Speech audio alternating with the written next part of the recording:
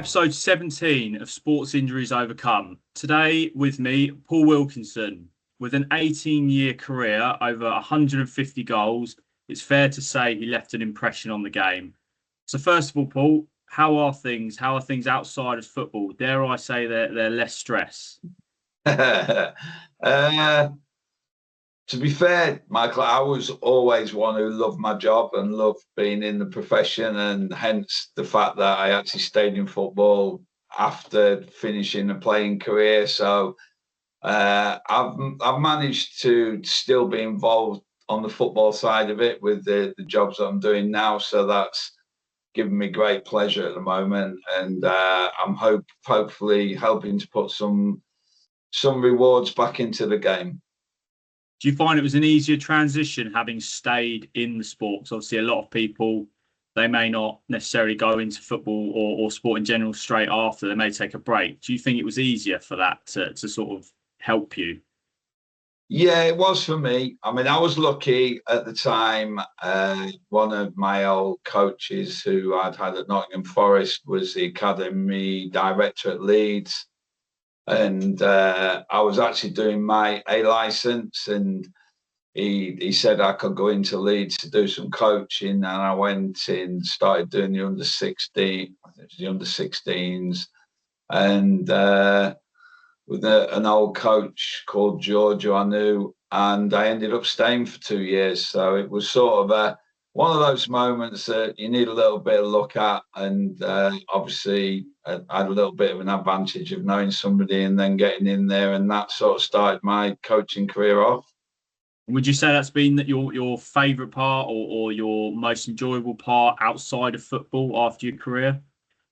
Yeah, I love coaching. I've always loved sport. To be fair, I was probably a better cricketer than a footballer when I was younger, and I had trials at Notts for cricket and football at Grimsby, and both offered me a contract. But in that day and age, football obviously outweighed cricket because cricket was only probably 6 months of the year then, whereas nowadays it's all over the world. So it's a different scenario. But I took the football option, and obviously, listen, I have no regrets at all. But I still love my cricket. I still watch cricket constantly, and I was lucky enough when I was playing to be able to go and watch a lot of cricket because of the time that we had spare. So I've been lucky on both sides of it. What was that like then, picking football and then obviously making your first team debut?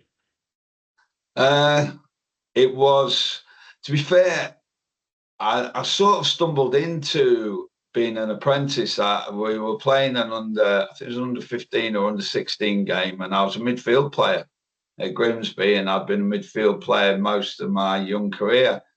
And the centre forward actually got injured, and they sort of said to me, "Will you go up front because you're the biggest and the tallest?" And I went up front, scored 2 goals, and then played the next week up front, scored 2 more, and then a couple of weeks later, I was in Grimsby Juniors under 18s and scored for them, and then got offered an apprenticeship as a centre forward. So, as I said, sometimes you just need a little bit of luck at the right moment. And George Kerr was a manager when I became an apprentice, and he was a great old manager. Proper Scotsman, real proper. And to be fair to him, he gave me my debut at 17, and I'd only been an apprentice for 6 months, I think 7 months, and I managed to. Well, luckily, I went on. It was against Charlton. I still remember it to the day, and I went on. And I think it was probably about my 3rd or 4th touch. Got the ball just outside the penalty area. Looked up, had a shot, and Nicky Johns, a Charlton keeper, dived over it. So it was a lucky start for me, and one of my first touches was a goal. So it was a great feeling and a great start, and it sort of set me on that pathway.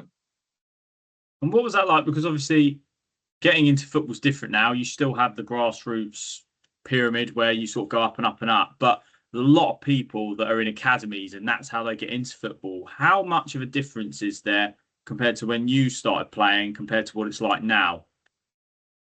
I mean, it was a pretty similar route from probably 10 or 12-year-old then.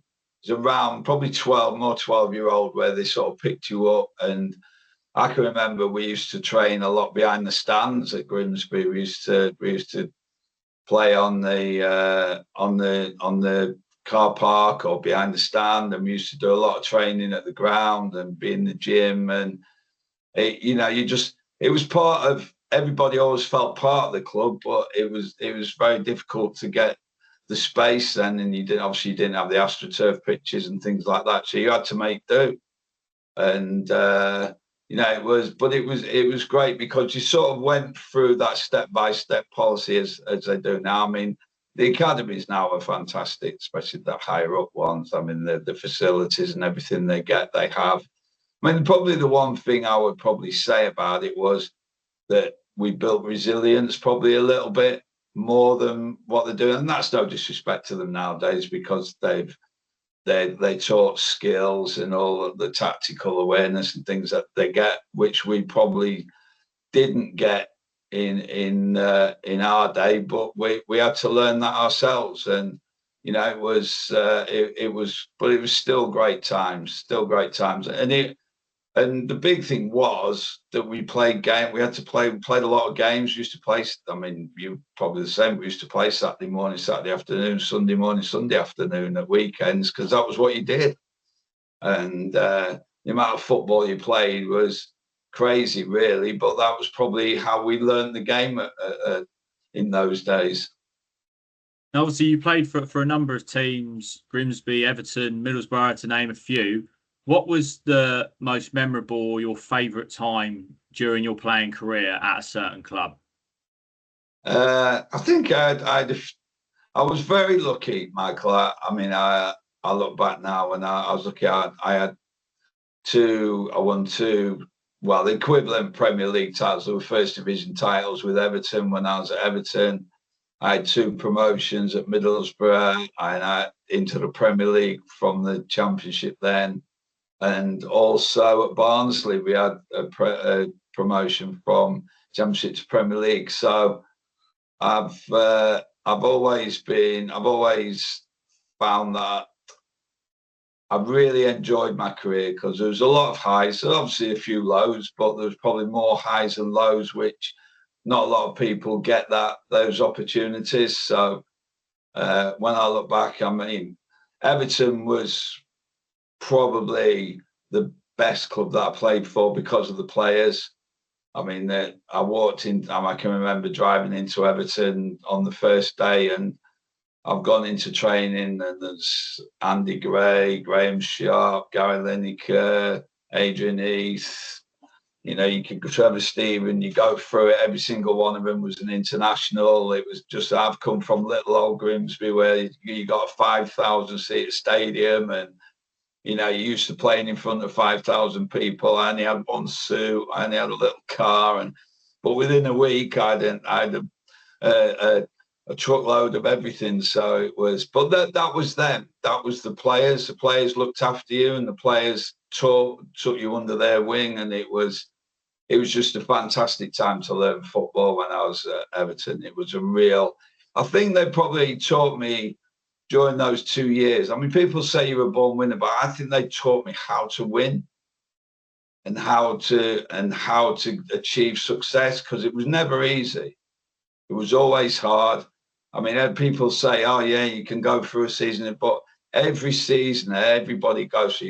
You have your ups, you have your down times, you have your bits where it's through the middle. I always remember when the first day I became a coach, and Lenny Lawrence came into the dressing room, and he saw, and we were just having the chat, and he was saying, "How are you?" Because he was the one that gave me my chance at Grimsby. And he said, "Just remember this." He said, "First date, last date, and get through the rest of it." And I said, "Well, what do you mean?" He said, "First 8 games, you need to have a good start. Last 8 games, good finish. In between, you just muddle your way through." And to be fair, if you look at it, and the majority, listen, you're always going to get odd ones that are different, but the majority of times that sort of works, and you sort of see that. So, I probably, when I was at Everton, I learned that drive and that determination that you needed to be at the top. and to stay there. And I think there's a big difference. There's a big difference to getting there to staying there. And I think I've watched some of Fergie's stuff and that over the last few weeks, and I've read his book and all that. And I think that's what you learn from him and his players. It wasn't the getting there, it was the staying there that mattered. And that's probably the hardest thing. And I think it's like City, where they've just had 4 years, then all of a sudden they have a bad patch. Very difficult to deal with because you're so used to winning and you're so used to being there. It's a very difficult thing to deal with. So probably that there. And then I went to Forest with obviously Brian Clough, which was a great experience. Probably the best man manager I ever worked for. Knew his players, was fantastic in the way he dealt with people. Always looked after us like we're his sons, really. And I really enjoyed playing for him. Went to Watford. I was lucky enough to be at Watford, and Sir Elton John was obviously the chairman then. So, but we didn't have such a great time at Watford. We were in the Championship and never quite achieved the promotion back. But then I went to Middlesbrough, loved it at Middlesbrough. I had 5-6 days a year, 5 or 6 years there, and a couple of promotions, one relegation. To be fair, we went up to the Premier League the first year that it became the Premier League.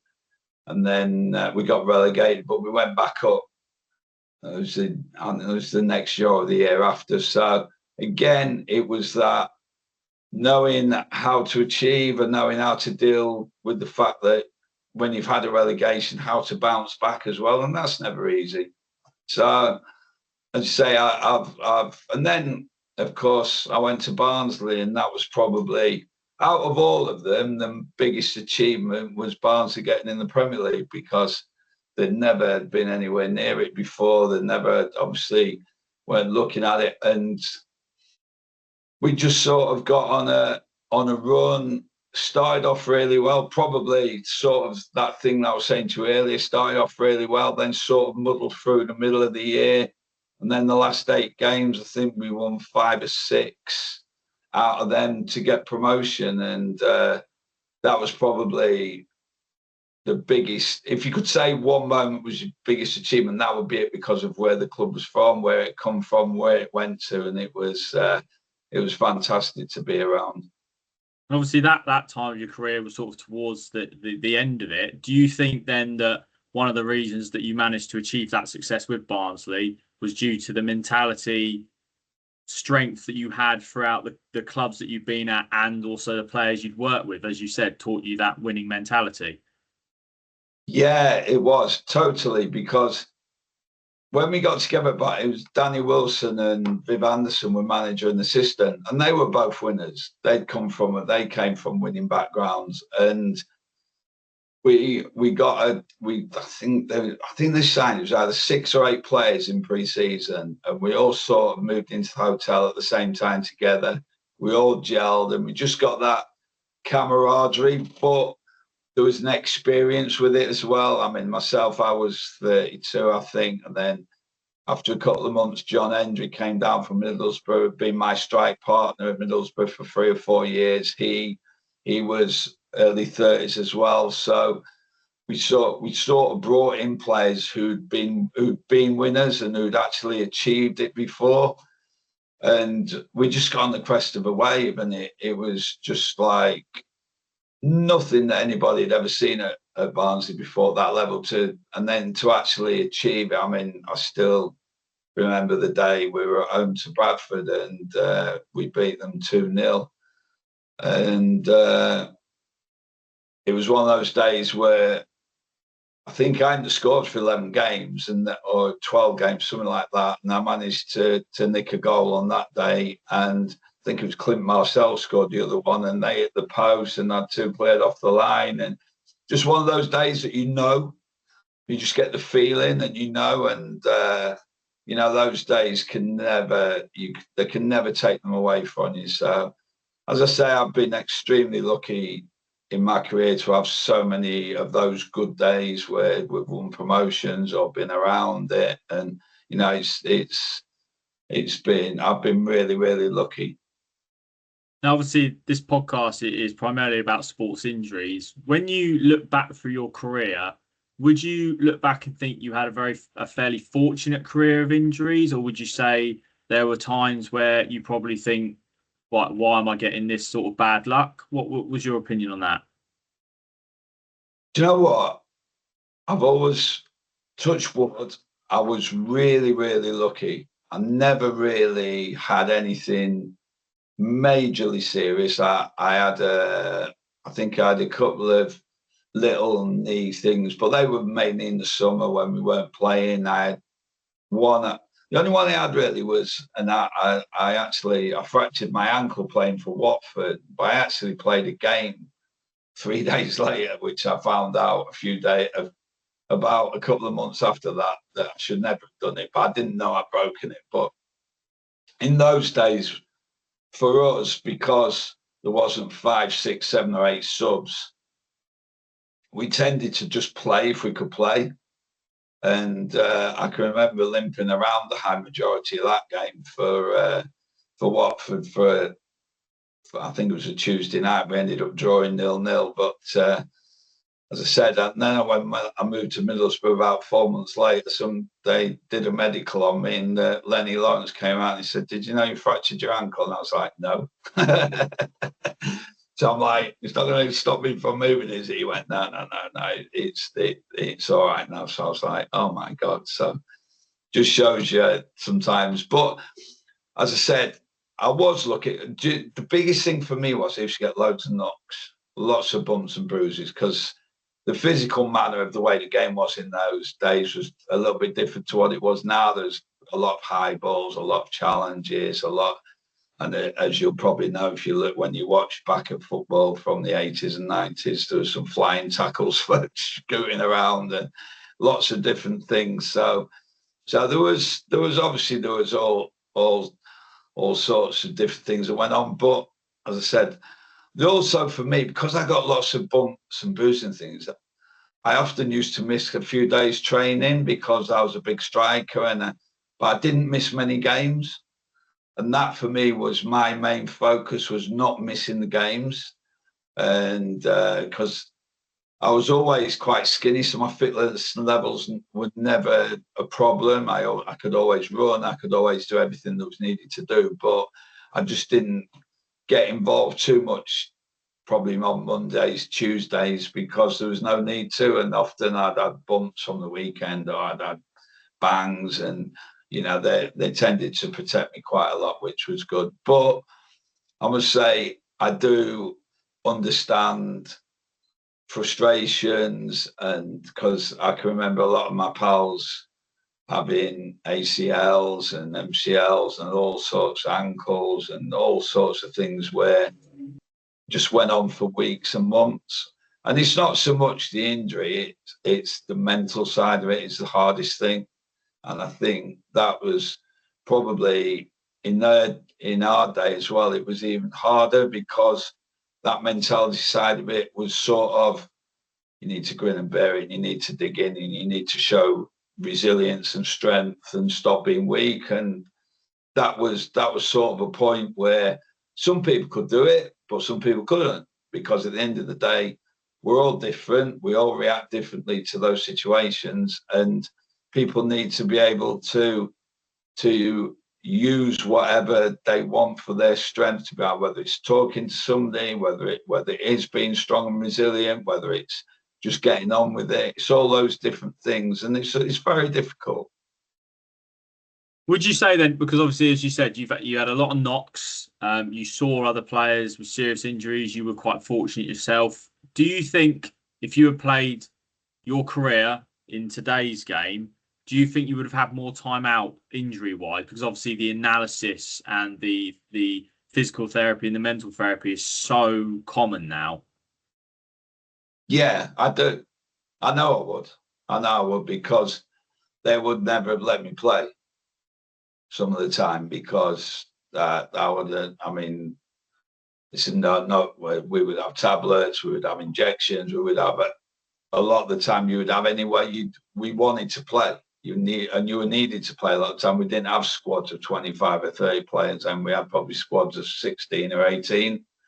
So it was always very much based around that squad of players, and obviously, and the manager wanted you to play, and that was difficult. I mean, it totally changed now, because obviously you've got the higher end where you've got so many staff members, so many people that are part of the process, and I do understand it, and I understand the way that it works. The only thing sometimes I look at it and I think, I'm not sure whether too many cooks spoil the broth, but at the end of the day, that's part and parcel of the game now, and it's changed, and everything's looked at through a microscope, and I do get it, and the way that they're looked after, and obviously people are protected probably more now than they ever have been, and I get that as well, because the speed of the game and the way that the game's gone, people do need looking at. But I think sometimes the resilience part of it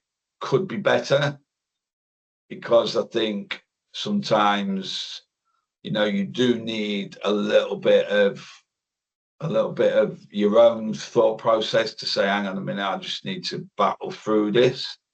But also, I think on the longer injuries and the ones that are difficult, I really do feel that people do need all the help and the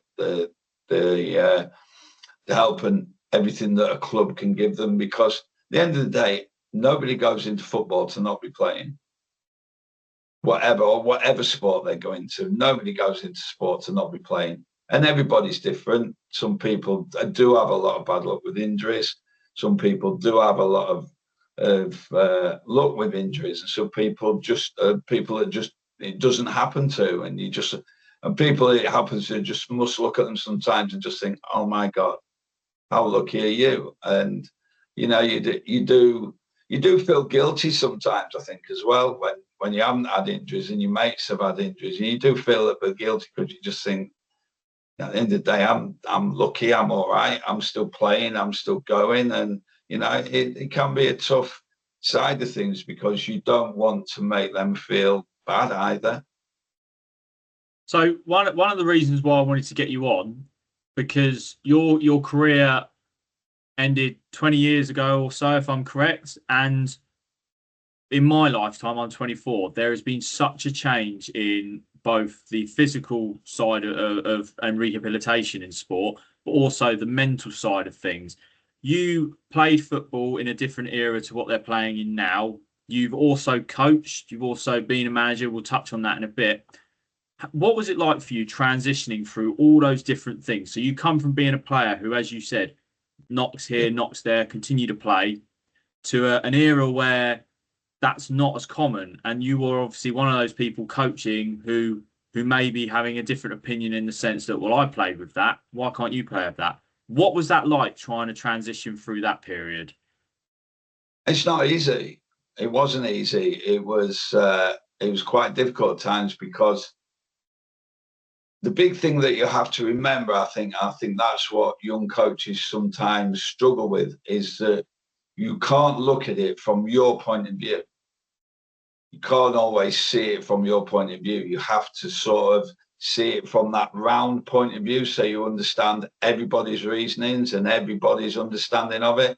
And you'll have your thoughts, and the physio will have his thoughts, and the manager might have his thoughts, and the S&C guy might have his thoughts, or S&C girl, however.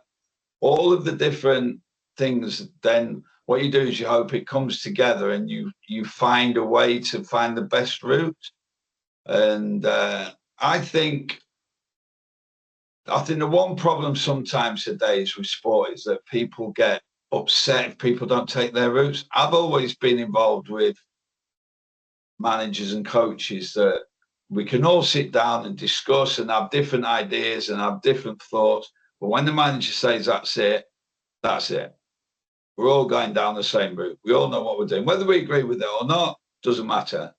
We're all going down the same route, because at the end of the day, it's what's best for the player. And that's what the manager said, or that's what the physio said, or vice versa, on route to what's going to happen. And sometimes I think nowadays people can get a little bit upset at times if they don't think that their thought process is being done. And I think that's sometimes where I think you find that sometimes in the academies nowadays, and sometimes with younger coaches, that they don't really grasp the situation. That sometimes you've just got to listen and then make a decision, and not be too hate or not think, well, this is what I want to do, I'm going to do it my way. Because at the end of the day, coaches and S&C and physios are there to produce, protect, but also to argue with the manager to make him think about what he's doing is right. And you can't always just be yes men and agree, because at the end of the day, the manager's never going to make a right decision if you do that. And I think that's a massively important part of football. There's sometimes I think nowadays has maybe drifted a little bit because there's so many different people involved that it gets carried away because somebody thinks this and somebody thinks that, and then they sort of fall out with each other about it. And it should never be like that. It should always be about the player, and it's always about the welfare of the player. And I had to learn that sometimes you couldn't risk a player because of the fact that they might break down and it might put them out for another 3 or 4 weeks. So they might reoccur having an bad ankle, or it might reoccur that they get another bad knee. So you do have to be so very careful in the way that you manage things, because you do have all the information as well. And obviously the information is such a big tool nowadays, because it gives you the percentages, it gives you the strengths, it gives you all the different build-ups and maps that you need to be able to make those decisions. So obviously we've spoken a bit about your career, diving into your coaching and your management side of things. And you don't have to go into detail about this, but what was the hardest part of your career outside of football in regards to coaching, when a player's been injured or you've seen something happen and you sort of look and think, what a difficult situation to manage? Yeah, I think the hardest thing has always been with younger players. I think that between that 16 to 20 type year old sort of thing, I've been involved a lot of that within my career, and especially early on when I was coaching. And young players getting injuries at that age is so difficult for them, because generally they've only got a 2-year span, because they're panicking about the fact, am I going to get signed pro? Am I going to get, and also it's just the fact of the matter is that sometimes they feel very much on their own, because they may have come from, if I'm at Grimsby, they may have come from Southampton, and they're up at Grimsby, they're going in for treatment every day. Have they got any mates? What they're doing, how they're dealing with everything. And that's the hardest part of it, I think, is very much sort of that age, because you can feel very lonely and you can feel very down very quickly, because it's like if you're not training and you're not part of the squad and you're not part of the chit chat and you're not part of the dressing room, or you're not part of everything that's going on, it becomes very difficult. And you just become a bit part player, where you'll see the lads in the morning, then you'll go to the gym, they go out training, and they'll probably be chatting about what's gone on in Love Island last night, or what's gone on in Traitors, or what's gone on in something else. And do you know what I mean? And then you'll come back into the dressing room and they're probably having a laugh and a joke, and you can't join in the conversation. And I think sometimes that was always a hardship for people, is just feeling part of the group as such, because you tend to have to be around, you tend to get a one-to-one type thing with the physios and the S&C guys, and they sort of become your partner for that amount of time. And I think that's very difficult. And that's whereas I think as coaches, you have to try and integrate and help them by letting them be in as much as possible to keep them part of everything that's going on. And it is difficult, because sometimes there might be a player that you've already made a decision on. There might be a player that you're not sure about. There might be a player that's 100% you've made a decision on, but now they've got bad injury, you're having to think twice, because Are they ever going to recover? Are they going to be right? Will they be the right person to be able to be in your team? So there's so many different questions. Now, I work at a football club myself. I know the relationship between a manager and coach and the physios. Sometimes, if they don't see eye to eye, that it doesn't sometimes seem to be sort of a middle ground. Have you ever had any experiences where you're sort of good and bad, where the physio's telling you one thing and you're disagreeing and you're increasingly frustrated by what's going on? Whether that is anybody's fault is out of the question. But how do you deal with that situation? Yeah, I think the big thing I think you find sometimes, or most people find, is that physios will probably always err on the side of caution, which is fine. And I get that, that's the job. And I think probably when I was a coach, you're often in the middle. So you're the one who's the physio's coming to and saying, listen, I'm not sure that he's going to be all right to play 45 minutes. And the manager's coming to you saying, we're going to play in 45 minutes, see how he is. And, he can do 45 minutes, can't he? And then the physio's going, I don't want him to do 30 minutes. He can't do 45. And you can be that one that's in the middle, and all of a sudden you're thinking, who do I go with? What do I do here? How do I?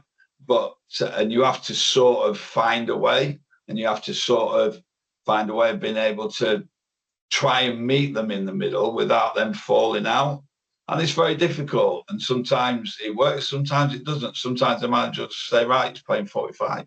And you have to make do with it. And you just sat there for 30 minutes praying that nothing happens. And then when it gets to 45 and the manager goes, he can do another 15, can't he? You have to go, no, he can't. You've done your 45, you should only have done 30.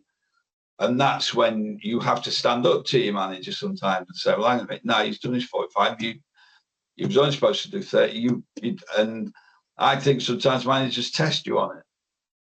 And you've got to be big enough and strong enough to say, well, hang on a minute, no, 45 was it. And then he'll just say, oh, well, all right, get him off.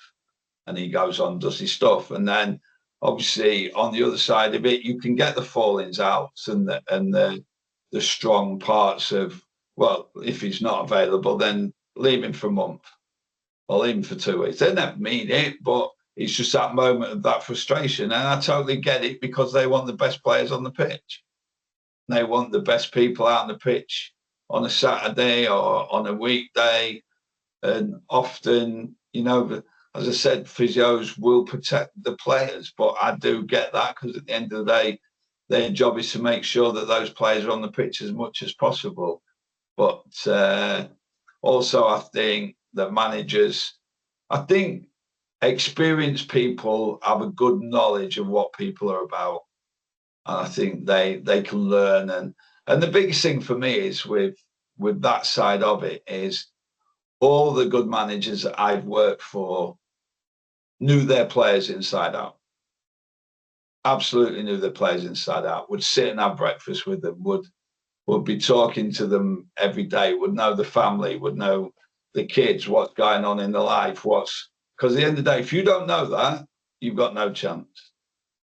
And you need to know what makes that person tick, what upsets that person, how do you deal with it, how do you get the best out of them. But you have to know what's happening in their lives. You have to know what's going on. And I think, I'm not sure that happens 100% nowadays, with the fact that they're head coaches, not managers, and there's different things that go on. And I think that's just a part of the game that sometimes worries me, that sometimes they don't know 100% about everything. And I think whether you're a head coach or a manager, you need to know, because at the end of the day, you're making decisions on people and you need to know what's going on in their lives.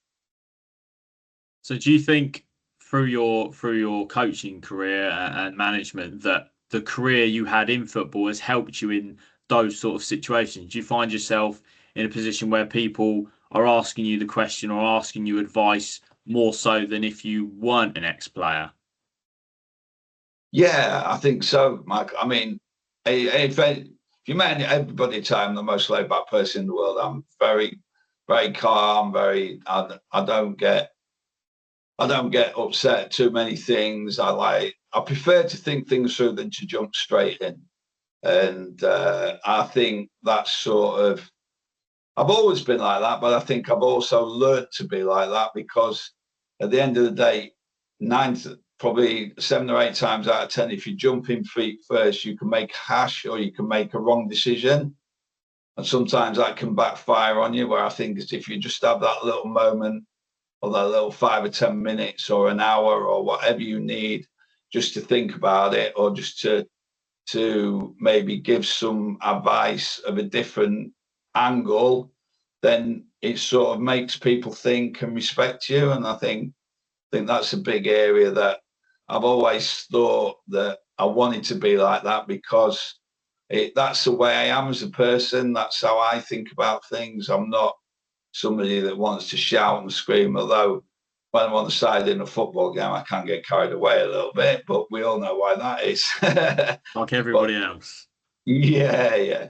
But as I say, I really do like to try and think why, the what ifs and all the different scenarios before I jump in feet first on anything. No, I think it's definitely something that I think I knew the answer to already, because I do feel that ex-players, as long as you said, you're well grounded and you have sort of perspective of everything and everybody, it probably makes life a bit easier for you, and it makes people think, oh, well, I can come to him about this because he won't necessarily go off on this direction or this direction and sort of stay here. Yeah. I'll tell you a little thing. The biggest thing with all football, and this is from our days, maybe not so much now to so many people, but when you went into a club, wherever you went into, most important people, physio, tea lady, because we had tea ladies in our day, or the washer lady, groundsman, all of those people that are there 24/7, 7 days a week, know everything. Most important people, because they keep the club together. They're the most important. They were the most important people. Most important. Every good manager that I've been with has always included them. If they had a get together or a party, they were always part of everything. Because at the end of the day, everybody's in it. Doesn't matter who you are, what your job is, what you are part of the club. You are part of the establishment. You are part of everything that goes on. Without any of you, it doesn't work. And I think sometimes people forget that nowadays. I think sometimes it's become this, oh, we're the hierarchy, you're this, you're this, you're this. And it's like, well, no, we're a club. And if you're a club, you're a community. And if you're a community, then you have to embrace everybody. And I think, just this one on the top of the head, I think Man City have done it well, because they've included all their community and they've built all the community around the City Stadium. They've built everything around. And listen, the ownership and everything, whatever you think about it, they've built that up, and they've built a massive part of Manchester back into being a great area. And you look at that and you just think, that's a fantastic thing to do. And that's football. That's what football's about. It's about communities. It's about people being together, and it's about people wanting to go to matches. It's about people wanting to play for the clubs. So obviously, going on from that then, so talking about community, it's quite a nice little road down to where we are now. What are you up to now, outside of coaching, outside of everything else? Obviously, we spoke before. I spoke to your wife before as well about what you guys get up to. So just talk to me a little bit about what you've got coming up and what you get up to. Yeah, well, I'm coaching at a college at the minute, Workshop College. So I'm there during the week. I've got a girls' academy there, which is great. I really enjoy it. I started it with Jill Scott about 4 years ago. Obviously, she's gone on to bigger and better things, Jill. So she sort of has a little involvement in it, but nothing major anymore. And we're sort of taking it on. So I do that. And then also my wife and me and her business partner and her husband, we're actually doing the National Grassroots Football. Well, it's a National Grassroots Sports Shop. It's a football edition in July at the NEC. So that's a really exciting thing that we're doing this year. It's very much based around football. We've got a lot of experienced faces coming, but it's based around non-league and all leagues and all the grassroots, and making sure that everybody feels part of football. Because at the end of the day, grassroots is where I started, and I know how important it is. And without grassroots, I would have never become a footballer. I can remember playing at 7 and 8 and 9 and 10 in the freezing cold, and on Saturday, Sunday morning, afternoon. But we loved it. We loved it. There were so many pitches, there were so many different places that you could go to. And that's part of the frustration that I find nowadays, is why the FA or people within the governing bodies just don't spend enough on grassroots. They don't spend enough on pitch. I mean, for me, if I had the choice, I would have a 4G pitch in every town in the country, because I think football's on its way back. Everybody loves football. Everybody's playing football. Everybody loves sports really revamping itself. With everybody likes to be fit. Whether you're playing paddle tennis, pickleball, bowls, snooker, sports always gets our country going. Everybody looks forward to, whether it's the Olympics or whether it's the Euros. Those things within those different parts of our year is what everybody looks forward to, and it's just fantastic that we're able to put this show on. It's going to be a fantastic thing for us, and we're really looking forward to it. And also, sort of adjoined to that, we've got the non-league players organisation that we put together, and my wife and her business partner do Love My Club, which is about looking at insurance for injuries for children and families. And there's just so many different areas that need looking at around the country for grassroots, because it gives everybody the opportunities to be able to afford the fact that they can speak to a doctor 24/7. They can be part of, they can feel safe that they've got insurance for if the kids have any injuries, or they do. And, you just don't get those types of things very much. And it's been a real eye-opener for us all. And it's something that we really do believe in. It's something that we're really excited about. And, we're looking forward to using this show to maybe go on and do proper total sports shows over the next few years, because we feel so strongly about sport in this country. Yeah, and I think as well with that event, obviously I've had a look at it myself. You've got a lot of ex-pros, but also different people in different areas in football. Do you find then that that's quite a good mix, because you get different perspectives and different opinions on everything from grassroots all the way up to the professional game? Yeah. Our big thing about the show is the fact that we want everybody to come and feel part of it. I want people there to be able, there'll be little skill areas and skill corners. I want there to be areas where you can speak to ex-pros, you can speak to a manager, you can speak to an S&C person, all the different things that maybe you don't get the opportunities to do on a daily basis, that in one show you'll be able to get advice, or be able to look at different areas of things that you might need a little bit of advice about an agent, you might need a bit of advice about insurance, you might need a bit of advice about what boots to wear, all those different things. Because if you look at it, really, nobody does it. Everybody shops online and but there's no advice, everybody's online, everybody's trying to sell their things, which is fine. I totally understand that. And that's the whole reason for being there. And that's the whole reason for it, is to try and produce people to buy your products. But we want people to be able to get good advice about why and the reasons for, and also talk about clubs, talk about where they play at, talk to people about what do they need to do, all the different things that are going to really make this show a fantastic opportunity for everybody across the board. Yeah, and all the work you're doing, as like I said before, I think it's really good. It's really informative. It's something that you don't see very often elsewhere. I've not seen anything like it.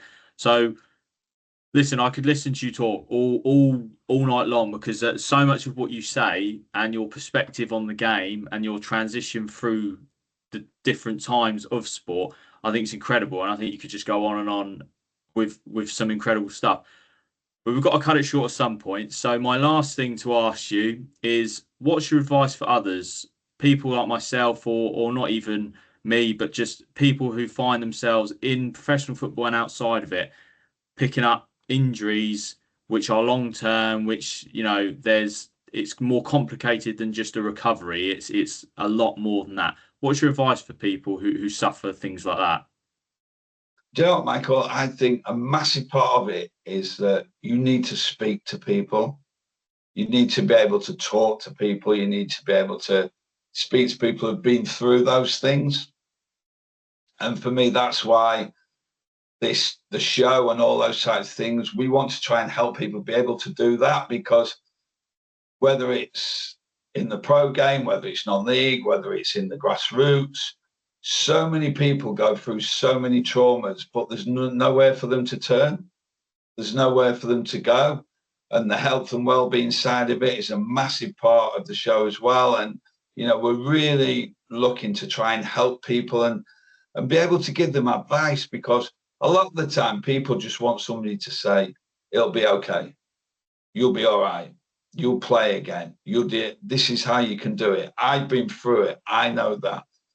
You've got to show some resilience at times. Yeah, you can cry your eyes out at times. We've all done that. Doesn't matter. Those things happen. Yeah, you'll have days where you don't want to get out of bed, but there'll be a reason for you to get out of bed, because at the end of the day, that's how everybody works together. And if you don't work together, then you're never going to achieve anything. And I think the most important thing for people that feel on their own is just to have the ability to feel a part of something. And I think that's the biggest thing that people need and people feel as though they need.